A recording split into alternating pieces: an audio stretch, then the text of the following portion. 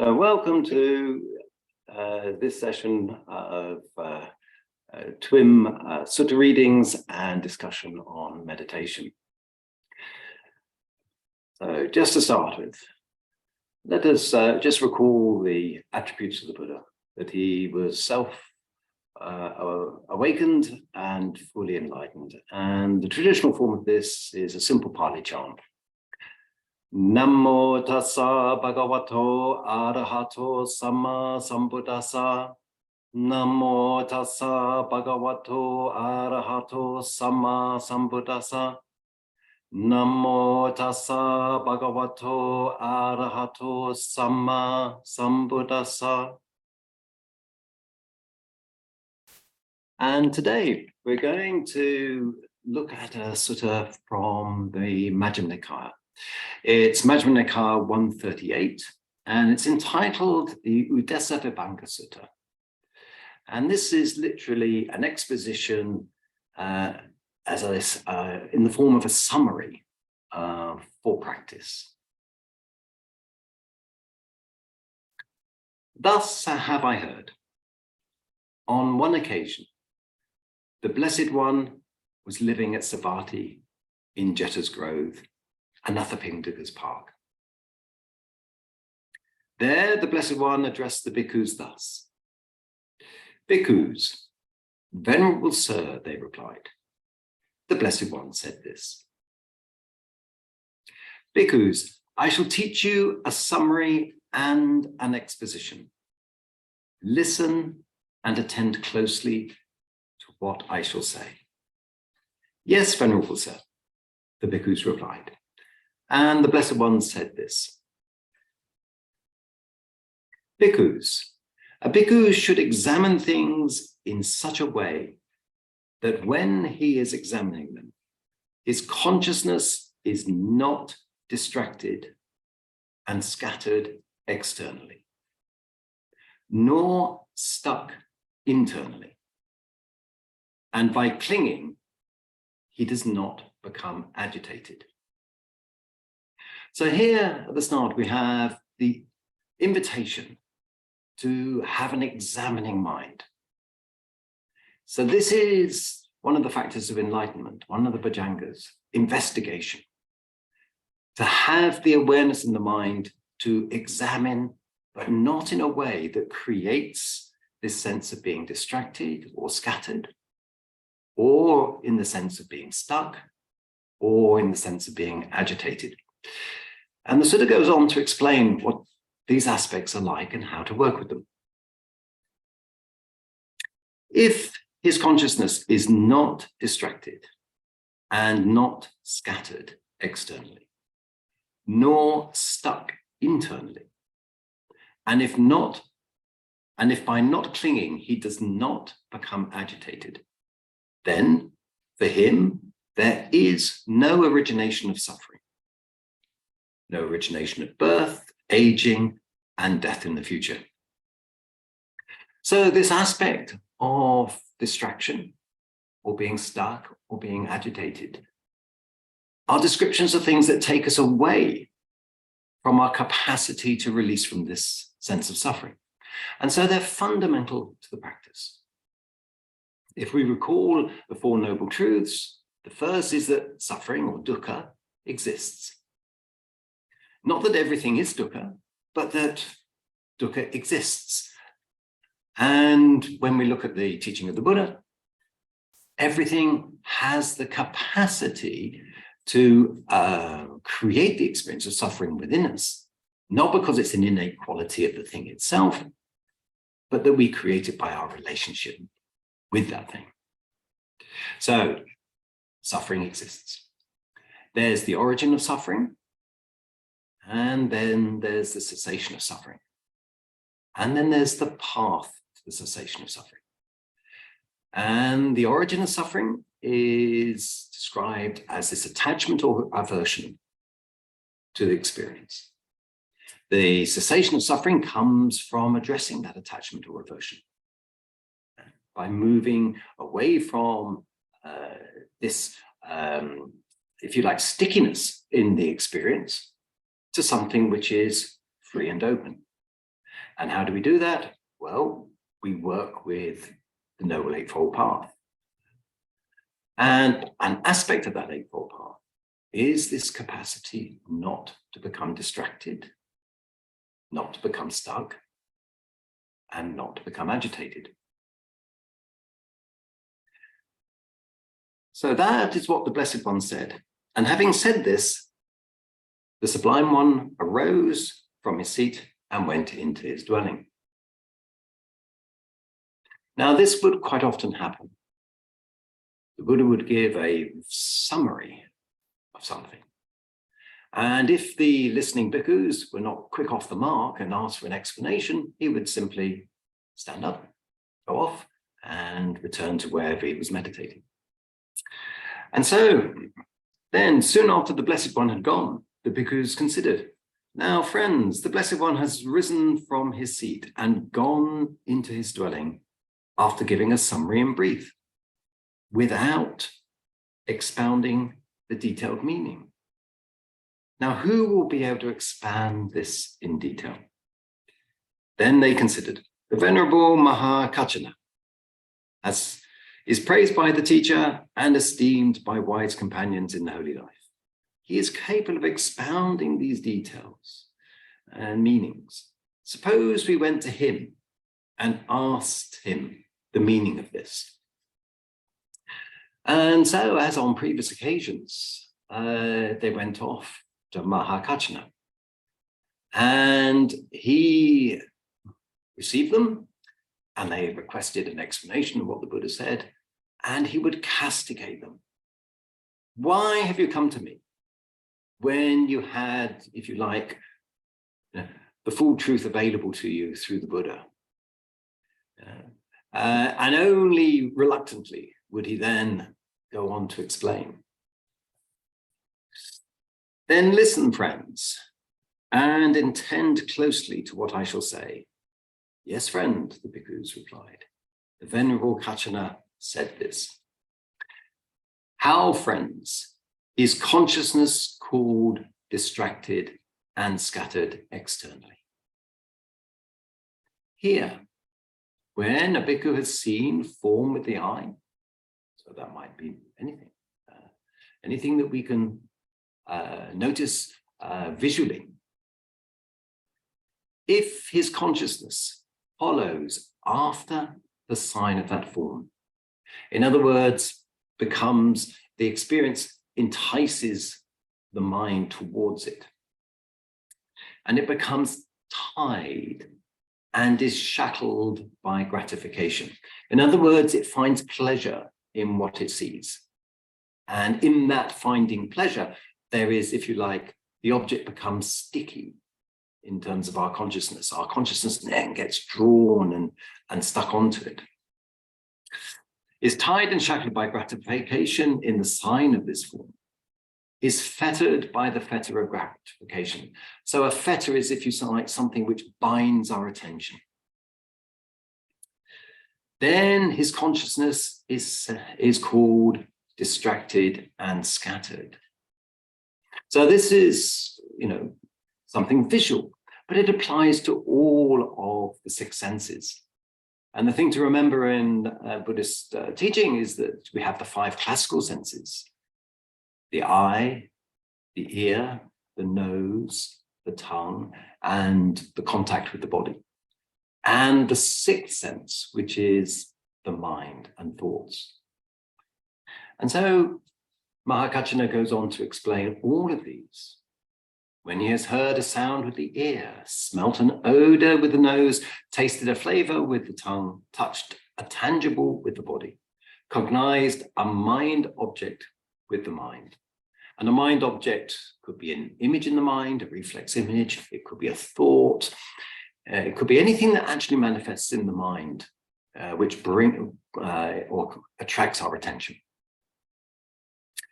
If his consciousness follows after the sign of that object, it could be the nose or all the others, or the mind object, it is tied and shackled by gratification in the sign of that, in this case, mind object. is fettered by the fetter of gratification, the pleasure, the attraction in the sign of the mind object, then his consciousness is called distracted and scattered externally. And we're all familiar with this in our meditation practice. So something can come up, an external sound, and we can find our mind drawn away. And not only drawn away to the sound, the vibration that we might feel going through the body, that sound, but then the associations we have with sound. And then our perception gets involved and we name it. And with the naming it comes memory. And with memory then triggers stories around what that sound represents or what images it creates in the mind. And before we know it, we've just got caught up in that process of gratification, of indulgence in the sensory experience. And so this is what it means to be distracted. And how do we work with this? Well, Bhante Brahms's teaching is very clear on this, that if we get drawn away from our object of attention, then we use the 6 R's. We use right effort, which is another aspect of the Eightfold Path. And right effort is recognizing that we've been distracted, releasing away from that distraction. And how do we do that? By turning our attention back towards ourselves, towards the object of attention. Recognizing that we've got any holding or bracing around our physical brain. Relaxing that. Bringing up a wholesome object rather than the one that distracted us, which is the smiling. And bringing our attention back to whatever the object of attention was. And that might be a formal meditation object, or it might be just what we were doing before we got distracted in our daily life. And so this process is broken up into 2 components. One is purifying the mind from that distraction, so recognizing that we've been distracted, releasing away from it, and relaxing the tension. So that's the purifying the mind, bringing it out from the unwholesome back to the wholesome. So this is the retraining of the mind. And that's done by smiling and softly returning to the object of attention and expecting to do this any number of times. And how, friends, is consciousness called not distracted and scattered externally? Here, when a bhikkhu is seen a form with the eye, his consciousness does not follow after the sign of form, is not tied and shackled by gratification in the sign of form, is not fettered by the fetter of gratification in the sign of form. Then his consciousness is called not distracted and scattered externally. So there's the description of the consequence of using the 6 R's. The 6 R's brings the mind back rather than allowing it to remain scattered externally. So not only do we work with the sense of form, but we work with sound, with smell, with taste, with touch of the body. And when we cognize, when we see, when we bring into awareness any mind object in the mind. So if we have an image come up in the mind or a thought, it's treated exactly the same way, working with the 6 R's.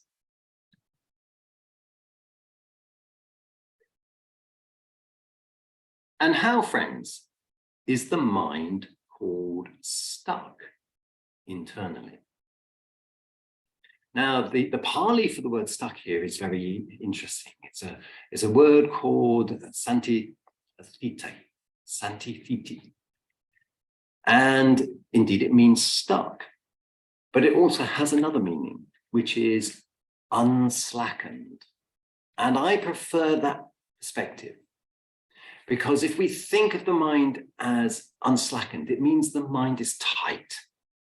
If we're trying to release a rope, a knot in a rope, we need some slack in order to free it up. But if the rope is unslackened, if it's tight, we can't free it. And the 6 R's are about producing that slackness, sufficient slackness to bring the mind back into balance. So, how is the mind called stuck internally? Here, quite secluded from sensual pleasures. So when we're working with the meditation, we have this intention to draw our attention internally. And so we're already sort of redirecting inwardly.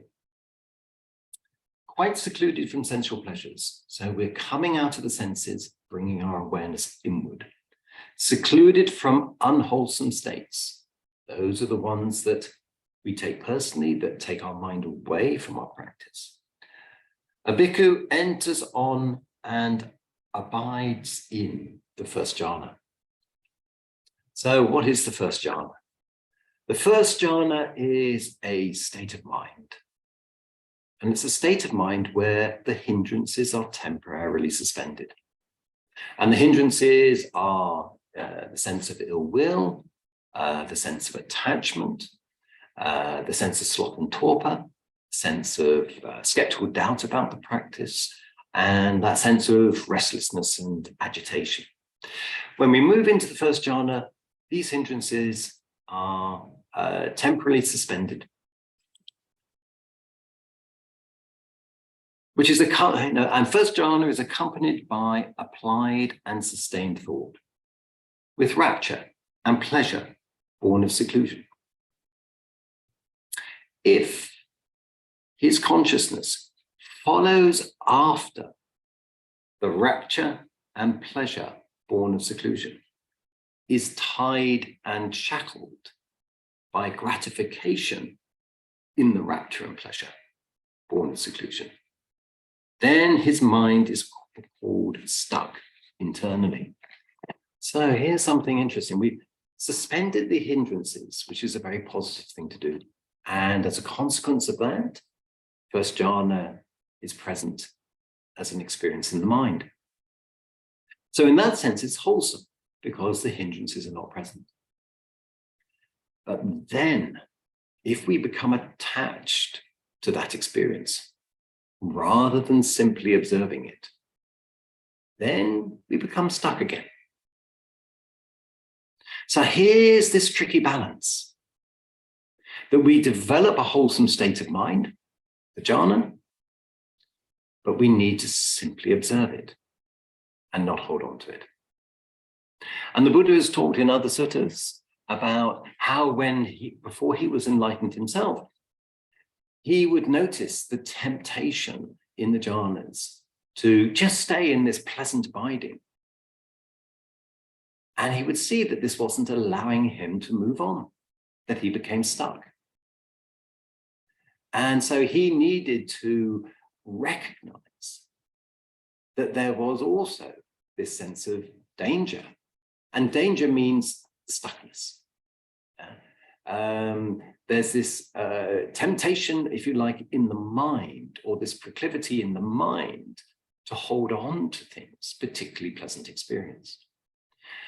But one of the things that we notice in the jhanas is as we progress through the jhanas, it's a progression of cessation.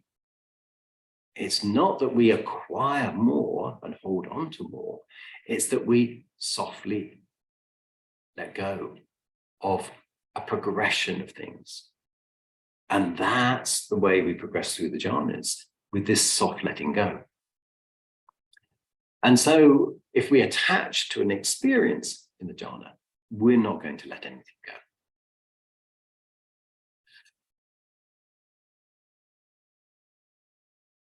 Again, with the stilling of applied and sustained thought, a bhikkhu enters upon and abides in the second jhana. And so one of the things that we need to let go of is, or the first jhana, we've let go of the hindrances. In the second jhana, we've let go of that initial and sustained thought that goes on.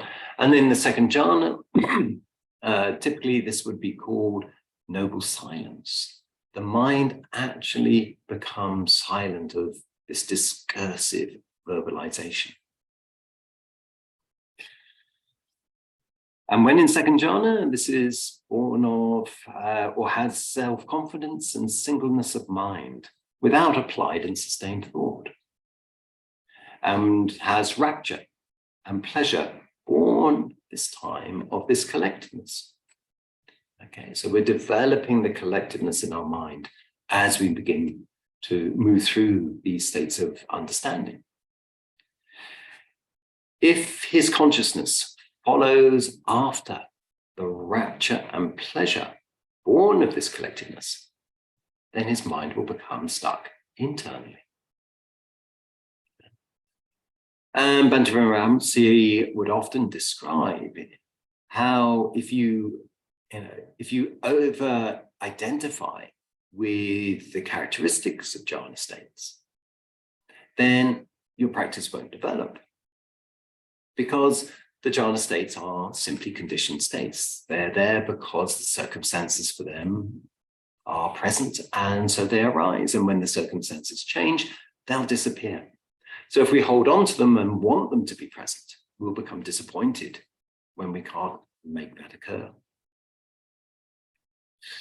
And again, with the fading away as well of rapture, a bhikkhu abides in equanimity and mindful and fully aware, still feeling pleasure with the body. He enters upon and abides in the third jhana, the third level of understanding, on account of which noble ones announce he has a pleasant abiding, who has equanimity and is mindful.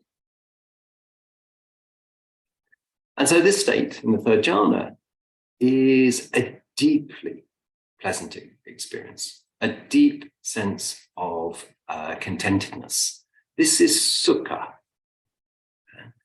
And it's, if you like, the most refined form of happiness that we can have. And it only comes from mental development through this sort of practice. So it's a very sublime state. It's a very enjoyable state. But again, it's still conditioned. And if we hold on to it, we will become stuck internally. And again, with the abandoning of pleasure and pain. So now the sukha and dukkha are completely abandoned. And with the previous disappearance of joy and grief, a bhikkhu enters on and abides in the fourth jhana, which is neither pain nor pleasure, and purity of mindfulness due to equanimity. If his consciousness follows after the neither pain nor pleasure, is tied and shackled by gratification in the neither pain nor pleasure, is fettered by the fetter of gratification in the neither pleasure or pain, then his mind is called stuck internally.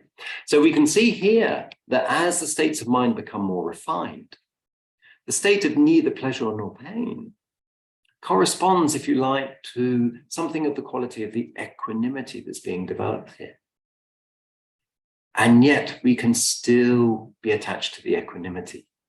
So we need to allow ourselves simply to remain as the observer, that equanimity has arisen and that we see that other things have ceased. So what we've ceased is the rapture and joy.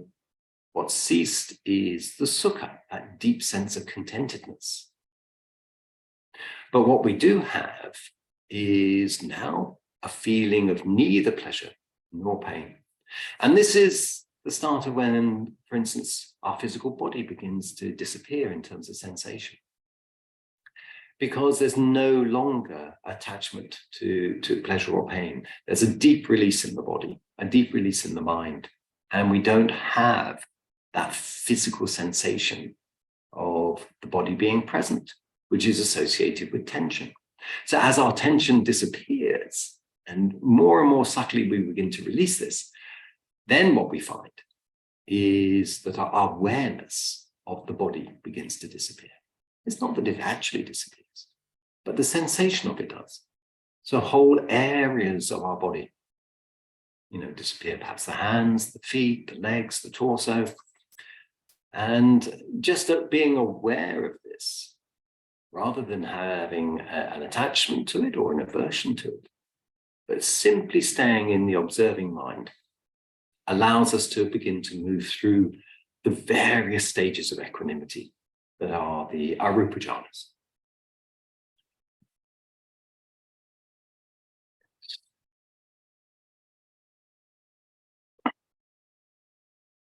Again, with the abandoning of pleasure and pain, and with the previous disappearance of joy and grief, a bhikkhu enters upon and abides in the fourth jhana, which is neither pain nor pleasure, and has purity of mindfulness due to equanimity.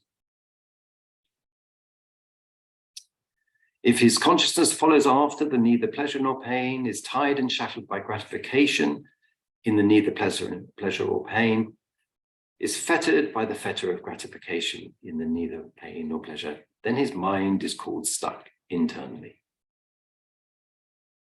That is how the mind is called stuck internally. And how, friends, is a mind called not stuck internally? Here, quite secluded from the sensual pleasures, secluded from unwholesome states, a bhikkhu enters upon and abides in the first jhana. His consciousness does not follow after aspects of any of the jhanas. So, for instance, if we look at the fourth jhana that we were discussing here, he does not follow after the rapture and pleasure born of seclusion, is not tied and shackled by the gratification in the rapture and pleasure born of seclusion, is neither fettered by the fetter of gratification in the rapture and pleasure born of seclusion. Then his mind is called not stuck internally. I'm sorry, that's the first jhana. And again, with the stilling of applied and sustained thoughts, a bhikkhu enters upon and abides in the second jhana. And equally, if he is not attached and doesn't follow after the rapture and pleasure, then his mind is not stuck. And again, with the fading away of the rapture, the bhikkhu abides in the third jhana. If his consciousness does not follow after the sense of equanimity, then his mind is called not stuck internally. And finally, again, with the abandoning of the pleasure and pain, a bhikkhu enters upon and abides in the fourth jhana. If his consciousness does not follow after neither pleasure nor pain, is not tied and shackled by gratification in neither pain nor pleasure, is not fettered by the fetter of gratification in neither pain nor pleasure, then his mind is called not stuck internally. That is how the mind is called not stuck internally. So all of this is about how do we retain our observing mind, rather than a mind that gets caught up in our experience, either through the distraction externally or by this being caught internally.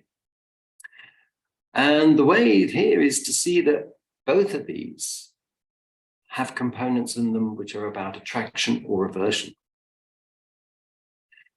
And attraction or aversion have as a characteristic of them clinging and craving.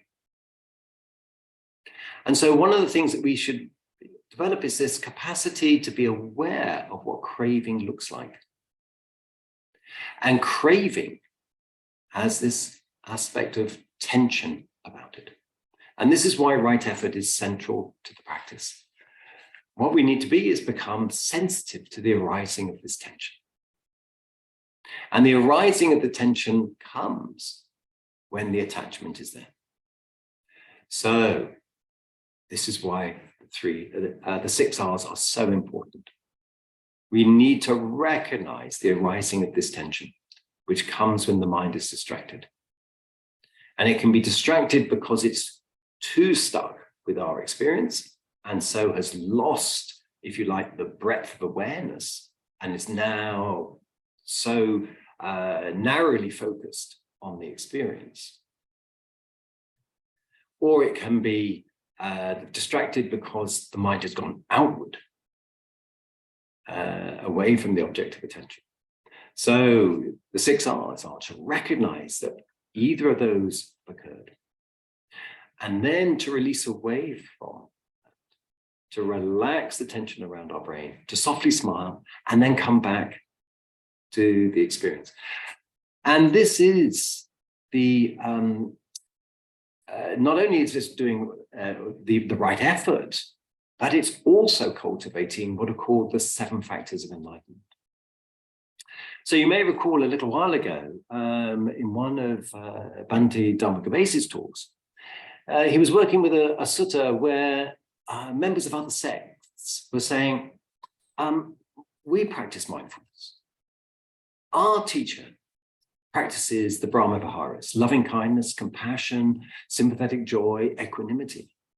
So why is your teaching any different? And the bhikkhus who had been asked that didn't answer. But they went off to their teacher, the Buddha, and said, well, what's the difference here? What's the difference here? We're a little confused. And the Buddha said, well, the difference is that when you practice with the loving kindness as your object, and you develop this single-pointed awareness of this object, then you don't cultivate the factors of enlightenment because you're absorbed into the loving kindness as an object in itself. Whereas the teaching as Bhante Paramasi describes and is described in the suttas is simply to use the metta, the loving kindness or the compassion as a vehicle. And the vehicle is then there to show us how we get distracted from our practice. And what do we need to do in order to do that? Well, we need this investigation that was described at the start of this sutta. This is a very important component. We need the energy of inquiry, of taking an interest. This is very important. We need to see the joy arise as part of the practice. We need the sense of tranquility to come through, the steadiness of mind, the unagitated, the non-restless. We need the collectiveness of mind, which comes with this wide awareness, where we're aware of the periphery, but we have this collectedness of mind to see what's going on. We need the equanimity that comes from the practice. And finally, we need to bring all of this together with the mindfulness. And if we cultivate those 7 factors as part of our practice, then we will see through direct, clear comprehension what's going on. And it's the seeing by clear comprehension of what's going on which brings the liberation of the heart-mind. So simply cultivating the Brahma Viharas is not enough. We also need to cultivate these 7 factors of awareness. And the way we do that is through right effort. By that sensitivity to when the mind's distracted, when the unwholesome has arisen. And in this sense, the unwholesome isn't some moral judgment. The unwholesome is simply something that we've taken personally. And to release away from what we've taken personally, to bring up the wholesome mind through the smile and gently come back to the object of attention. So, the last part of the sutta describes just this. How, friends, is there agitation due to clinging? Okay. So if you remember from previous talks, we've often discussed in TWIM the importance of recognizing dependent origination. And particularly, although dependent origination is kind of 12 steps in the cognitive cycle, there's these 7 central steps which are really important from our own practice point of view. And the first of these is recognizing, if you like, when we've got a functioning body, a human body, we have, if we think about it in terms of the eye, if we have an object arise, so for instance, here is a glass of water, we have a working eye, then when the eye and the object come together, we have eye consciousness. So there's an activity in the mind which is specific to this sense that develops a conscious awareness. When the eye, the object, and the conscious awareness come together, we have contact, phassa. And when contact happens, we have feeling, pleasant, unpleasant, neither pleasant or unpleasant feeling. And up to that point, it's completely automatic. There's nothing that we can choose or change about that process. But the next step is the important one, because with that pleasant, unpleasant, or neutral feeling comes craving, tanha. And craving is the I like it, I don't like it mind.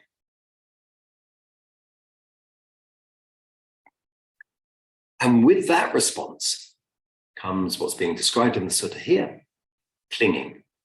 And clinging is the story about why I like it or don't like it. And if you notice with the craving and the clinging, what's come in is the first person pronoun, I. Up to that point, with the body and the senses and the contact and the feeling, there is no I. That's why it's an impersonal process. There's no control over it. But as soon as craving comes, the I-ness starts to arrive. And then the clinging arises, the story about why I like it or don't like it, or I'm indifferent to it. So, how, friends, is there agitation due to clinging? Here, an untaught, ordinary person, that simply means someone who's not come across the process of meditation, who has no regard for the noble ones, in other words, what their teaching is, and is unskilled and undisciplined in their Dhamma, doesn't practice meditation because they haven't come across it, who has no regard for true men, in other words, the recognition of the benefit of practice, and is unskilled and undisciplined in their Dhamma. They regard material form as self, or self as possessed of material form, or material form as in self, or self as in material form. Now, what's important here is to recognize what self means here. And self in Pali is atta. And if we look back at what the original Indian philosophy around the self was at the time of the Buddha, it's very clear. So there were philosophies at the time of the Buddha which believed in, for want of a better word, a true self. And the true self was something that needed to be uncovered, needed to be discovered within ourselves. And the true self would have had certain characteristics. So a true self would always seek to look after ourselves. It couldn't possibly cause us any harm or upset, not our true self. It would always be there, and it would be unchanging. And it would neither, it would not have a restricted lifespan. It would be eternal. And this was the nature of the true self. And so when the Buddha describes anatta, he's not saying no self. What he's saying is not self. So what he's doing is he's saying, well, when this arises, there's a temptation in the mind to hold on to it, thinking, oh, this is me. But then he says, well, it doesn't have these characteristics that a true self would have. So, for instance, it's not permanent. because it's not permanent and changes, we get upset. So it harms us in some sense. It's not constantly present in everything we do. So he said, well, if it's got those sorts of characteristics, it can't be the true self. So he goes through our experiences and says, well, when we attach onto our experiences as this true self, what we actually notice is it creates dukkha. So because it creates dukkha, it can't be atta. So it's anatta, it's non-self. Anything that creates dukkha cannot be atta. And that's the, that's the meaning of anatta, non-self. Buddha was often asked, does the self exist? And he would always sidestep that question. Because if he said yes, that would be essentially eternalism, which was a whole different philosophical framework in India. If he said no, that would be nihilism, another alternative framework in ancient India. And neither of these, he said, are conducive to liberating the mind or the heart mind. So he would never be drawn on whether the self existed. He would simply say, tell me anything in your experience, and I will show you that it has the quality of anatta, of non-self. So whatever our experience was, he would then say, well, look at the characteristics of this. It has the characteristics of anatta. And so,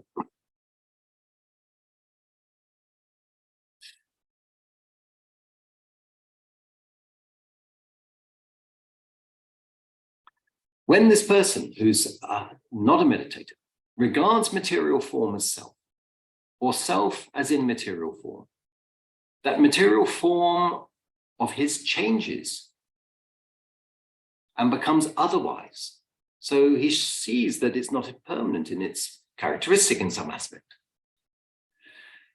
With this observation of change and becoming otherwise, of that material form, his consciousness is preoccupied with the change of material form. Agitated mental states, born of this preoccupation with the change of material form, arise together and remain obsessed in his mind. Because his mind is obsessed, he is anxious, distressed, and concerned. And due to clinging, he becomes agitated.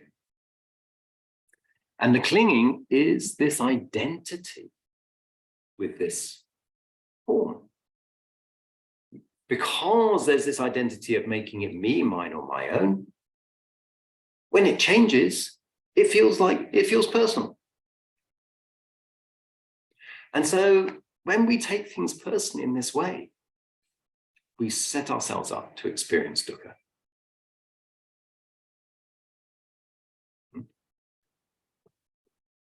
So not only can we see form in this way, but we can see feeling, pleasant, unpleasant, neutral in this way. And that's where the craving came in. I like it, I don't like it. This feeling is mine. He regards perception as self. And here perception is, if you like, memory, the naming of things. Okay. So as we identify something, the temptation is then to attach that identity to ourselves. He regards mental formations as self. Anything that arises up in the mind has this potential to be identified as me, mine, or my own. And he regards consciousness as self. or self as possessed of consciousness, or consciousness as in self, or self as in consciousness. So these are the different ways we can embed the identity into the experience. That consciousness of his changes and becomes otherwise. With the change and becoming otherwise of that consciousness, his consciousness is preoccupied with the change of consciousness. Agitated states of mind born of preoccupation with the change of consciousness arise together and remain obsessing his mind. Because his mind is obsessed, he is anxious, distressed, and concerned. And due to clinging, he becomes agitated. That is how there is agitation due to clinging.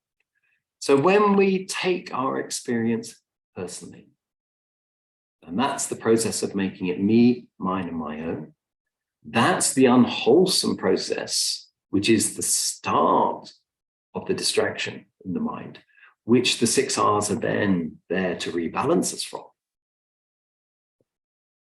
That's when the clinging and the agitation begins. And how, friends, is there non-agitation due to non-clinging? Here, a well-taught noble disciple who has regard for the noble ones and is skilled and disciplined in their Dhamma, who has regard for true men and is skilled and disciplined in their Dhamma, does not regard material form as self, or self as possessed of material form, or material form as in self, or self as in material form. That material form of his changes and becomes otherwise. With the change and becoming otherwise of that material form, his consciousness is not preoccupied with the change of material form. Agitated mental states born of preoccupation with the change of material form do not arise together and remain obsessing his mind. Because his mind is not obsessed, he is not anxious, distressed, and concerned. And due to non-clinging, he does not become agitated. So what does that state of non-clinging look like? Well, when we work with the 6 R's, what we notice is this release of tension. And with this release of tension, the mind opens out, expands. The heart, or the chitta, the heart mind, opens out and expands. And so the state of non-clinging is this state of expansion in the face of whatever is coming our way. And I like this aspect of expansion of the heart, because for me, this relates very well to what in English is the word courage, but that comes from the French root cœur, the heart. And for me, courage, as opposed to bravery, courage is the capacity to keep the heart open in spite of what is coming towards us. And so this is if you like, a heart-led practice. And that's why metta, I think, is such a good vehicle for this style of practice. And what Bhante Viramsey has done here has put metta central to the practice itself. And I think that is a very, very useful and important thing, because in that process, it's put the heart at the center of the practice. And one of the beautiful things about the Brahma Viharas is that we don't have to choose which Brahma Vihara we use, because there's a natural evolution. As we develop the metta, so the compassion begins to arise as the metta begins to fade away. And then as the compassion fades away, the mudita, the sympathetic joy, takes over. And as the sympathetic joy begins to fade, the equanimity takes over. It's a natural process. But first and foremost, it's a heart-led practice. So not only does the bhikkhu or the meditator not identify with form, but equally does not identify with feeling, with perception, with formations, and he does not regard consciousness either as self, or self as possessed of consciousness, or consciousness as in self, or self as in consciousness. That consciousness of his changes and becomes otherwise. How many times do we find in our practice that our consciousness changes? We get distracted and then we get disappointed as we come out of perhaps a state of awareness, and we're back into thought and rumination, and then we go into that judgmental cycle of, oh, I can't do this today, I can't do this. And this is our attachment to a change in consciousness. Whereas the invitation by Bhante Ramanuja is very much simply observe. Observe that change of consciousness. And if you can observe it without being caught, your practice will further evolve. So he does not regard consciousness as self, or self as possessed of consciousness, or consciousness as in self, or self as in consciousness. That consciousness of his changes and becomes otherwise. With the change and becoming otherwise of that consciousness, his consciousness is not preoccupied with the change of consciousness. Agitated mental states born of preoccupation with the change of consciousness do not arise together and remain obsessing his mind. In other words, he just remains the witness, the observer of what's going on. Because his mind is not obsessed, he is not anxious, distressed, and concerned. And due to non-clinging, he does not become agitated. That is how there is non-agitation due to clinging, due to non-clinging. Friends, when the Blessed One rose from his seat and went into his dwelling, after giving a summary in brief without expounding the detailed meaning of this, a bhikkhu should examine things in such a way as when he is examining them, his consciousness is not distracted and scattered externally, nor stuck internally, and by not clinging, he does not become agitated. If his consciousness is not distracted and scattered externally, nor stuck internally, and if by not clinging, he does not become agitated, then for him, there is no origination of suffering. No origination of birth, aging, and death in the future. I understand the detailed meaning of this summary to be thus. Now, friends, if you wish, go to the Blessed One and ask him about the meaning of this. As the Blessed One explains it to you, so you should remember it. Then the bhikkhus, having delighted and rejoiced in the Venerable Mahakachana's words, rose from their seats and went to the Blessed One. After paying homage to him, they sat down at one side and told the Blessed One all that had taken place after he had left, adding, "Then, Venerable Sir, we went to the Venerable Mahakachana and asked him about the meaning. The Venerable Mahakachana expounded the meaning to us with these terms, statements, and phrases. Mahakachana is wise, bhikkhus. Mahakachana has great wisdom. If you had asked me the meaning of this, I would have explained it to you in the same way that Mahakachana has explained it. Such is its meaning, and so you should remember it." That is what the Blessed One said. The bhikkhus were satisfied and delighted in the Blessed One's words.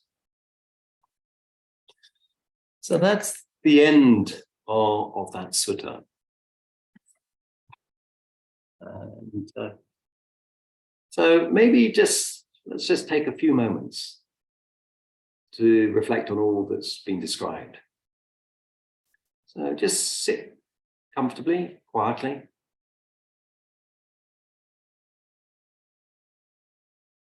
Perhaps connect to your breath to settle your mind.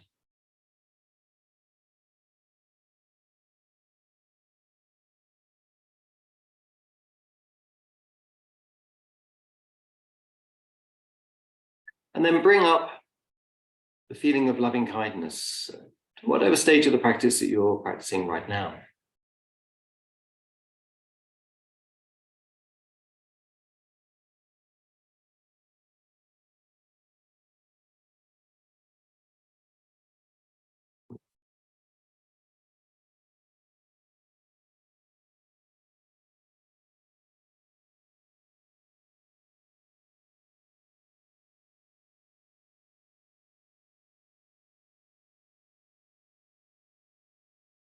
let's just practice for 5 minutes.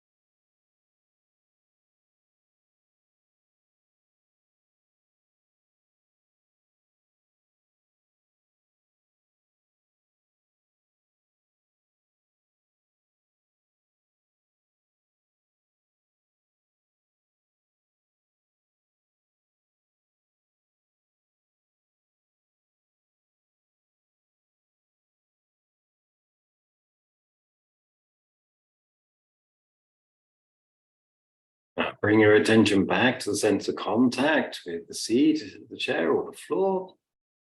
Softly smile. Gently open your eyes. So,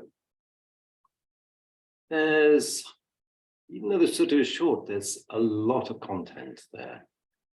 And remember, there's that sense of distractedness and the mind moving outward, the mind being stuck inwardly, and then the generation of the agitated mind by the attachment, the identity with whatever our experience is. Any questions around the sutta, or indeed around practice in general?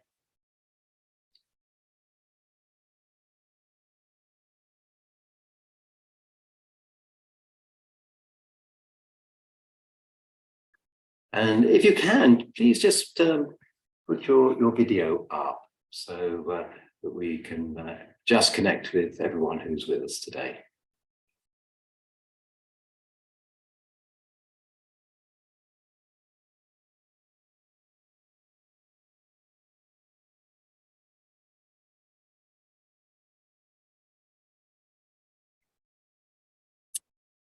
So, hello, Andrew. Did you identify with any aspect of your own practice from what was going on in the Sutta?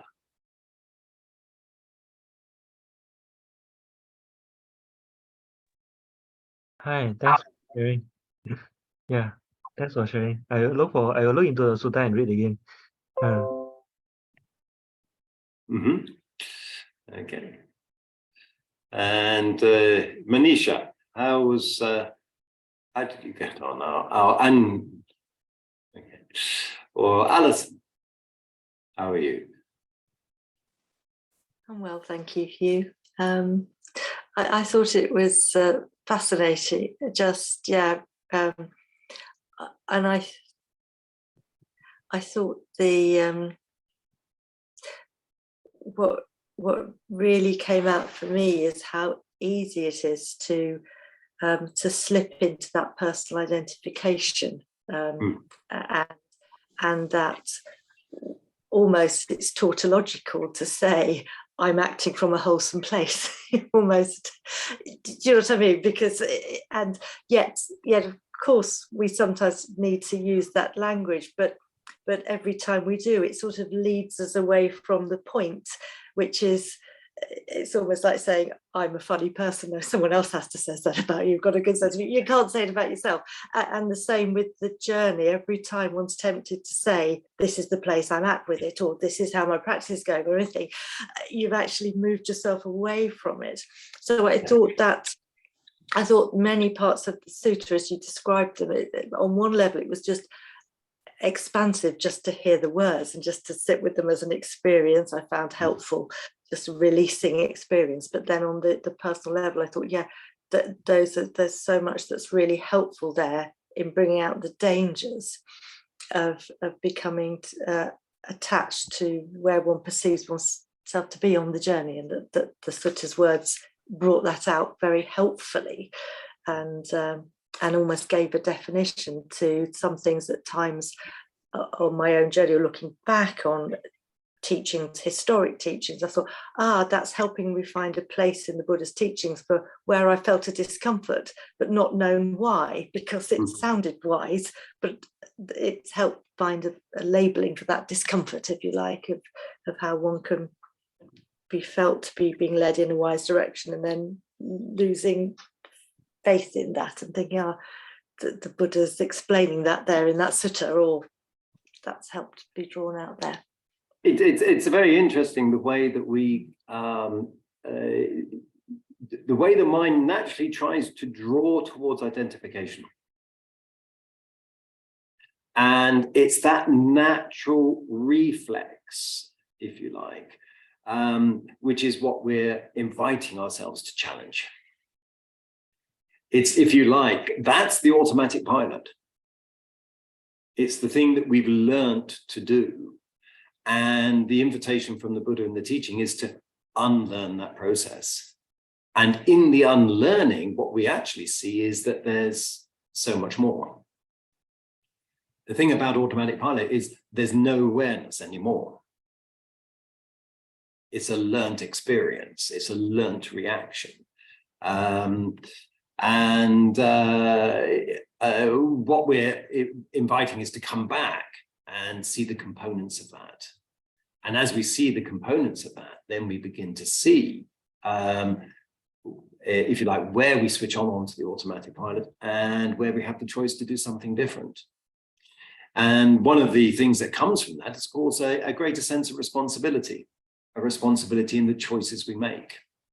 The automatic pilot, if you like, doesn't have that responsibility. It's a learnt pattern.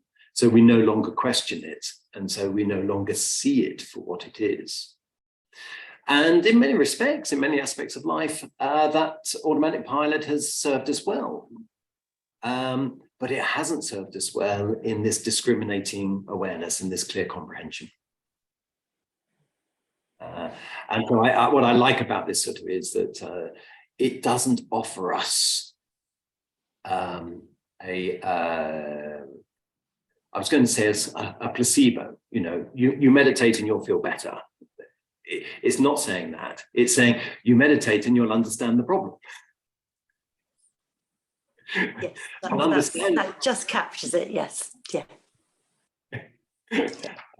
And then it's your responsibility what you do when you understand the problem. And so this is I think also defines in some respects the difference between what we might call secular mindfulness and for want of a better term, because I can't think of anything more at the moment, spiritual mindfulness. One is the development of the spirit, and one is, if you like, a development of the placebo. And the placebo has a place. So you might have noticed in that 5-minute practice, I invited you just to become aware of your breath to settle the mind. Well, there's a placebo. But then what do we do with the settled mind? We want to use it for the clear comprehension and see. We don't want to stop just at the settled mind.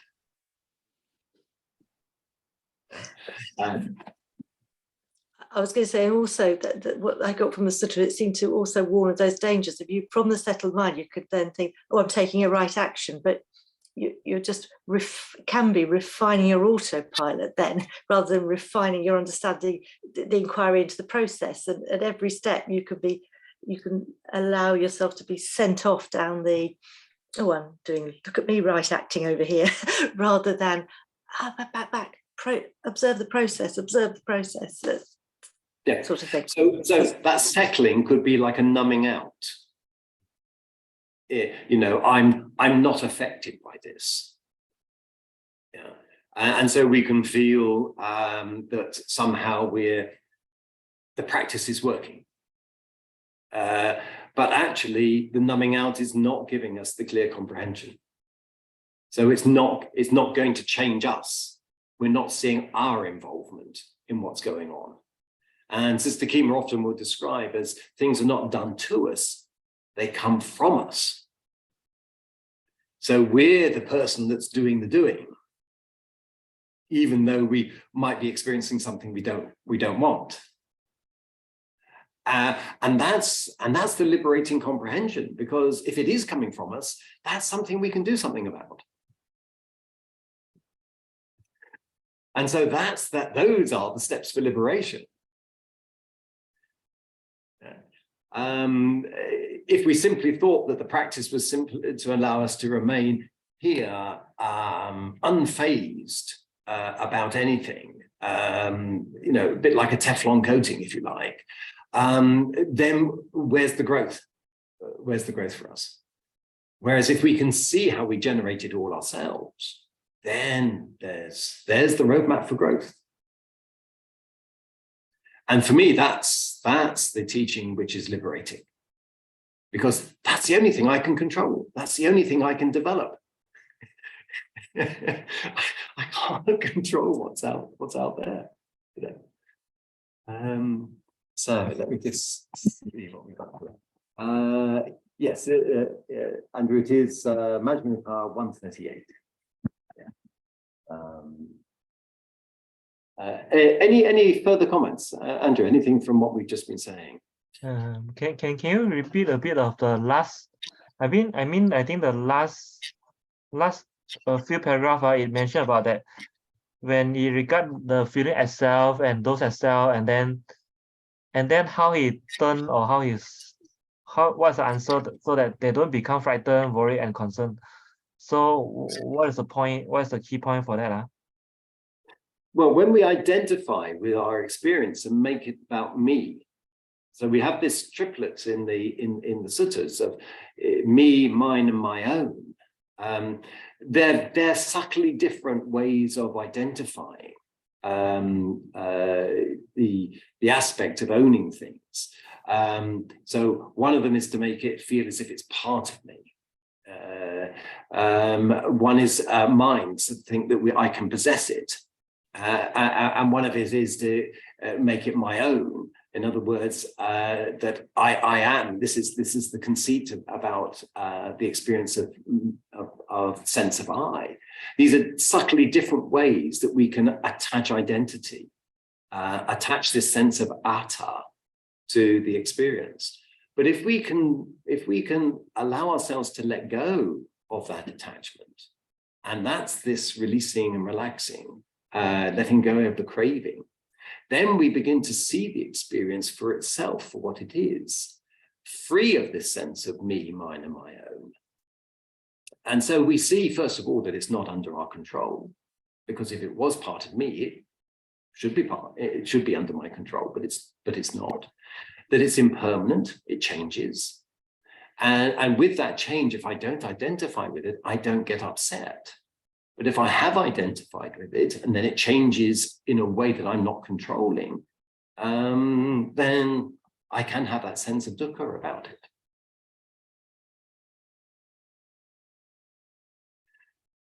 And so the agitation comes from that sense of dukkha.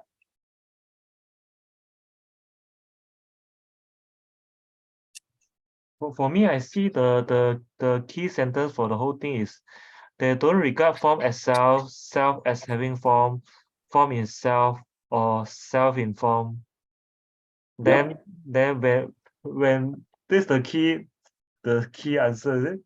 So yeah.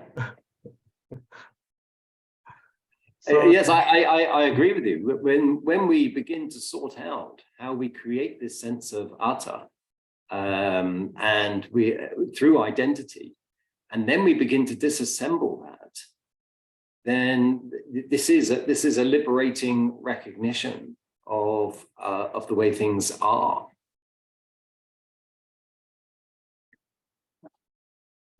Yeah.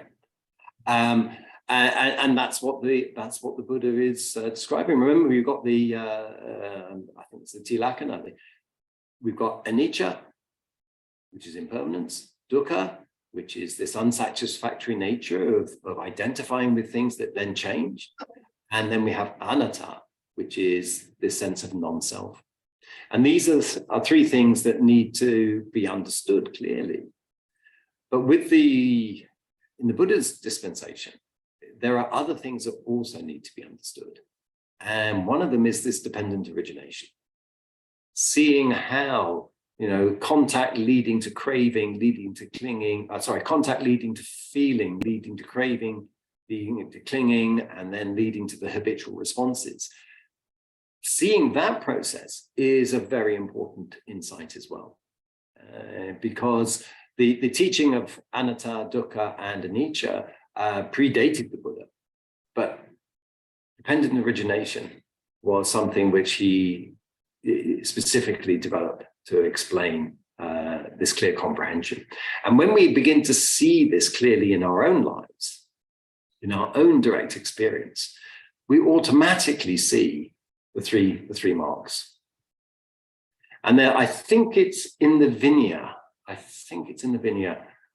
There's a passage which says, he who sees dependent origination sees the three marks, but the person who sees the three marks does not necessarily see or understand dependent origination.